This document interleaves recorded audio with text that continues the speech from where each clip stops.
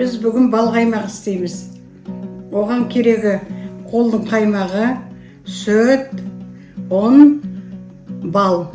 Бірінші қаймақты кішкене қайнатып аламыз.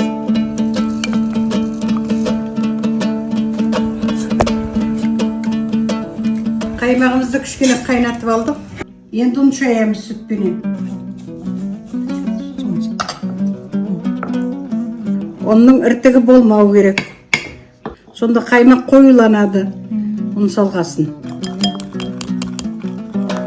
Ұнымызды шайып алдық. Енді қаймақтың үстіне құямыз. Сосын қайнатамыз.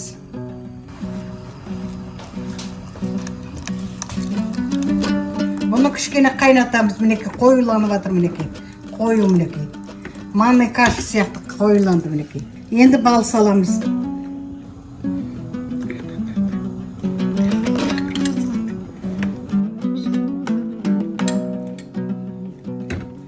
Міне астын сөндіреміз. Бал қаймағымыз дайын. Бұны араластырып отыру керек, жабысып қалмау керек.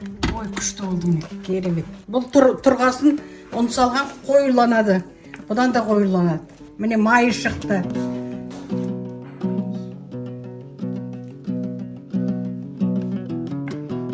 Бұны енді кішкене суытып аламыз, содан кейін жей беруге болады. Балаларға беріңдер.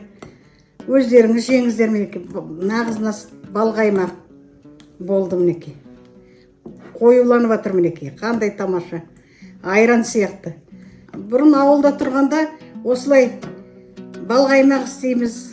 Осы қонақ келсе, сразу бал қаймақ істейміз.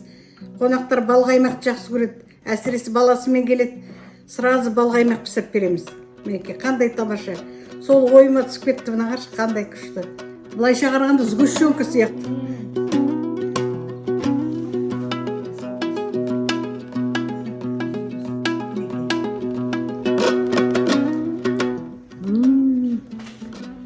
Керемет. Бал десең бар, қаймақ десең қаймақ. Керемет енді, керемет. Бұл сгущенка сияқты, былай қарасаң сгущенка. Дәмі дегені керемет. Бал дегені керемет. Бал десе бал, қаймақ десе қаймақ, енді керемет. Қонақ келгенде, қонақтар келіп атқанда уже бал қаймағымызды біз істеп атамыз. Сол тезірек столға қоямыз. Осылай істеңіздер, балға сосындар да қайнатасындар. Ұн салып бітті, басқа түгі де жоқ. Айтып жеткізе алмаймын, керемет. Балалық шағымда, жас кезімде бәрі ойыма түсіп отыр.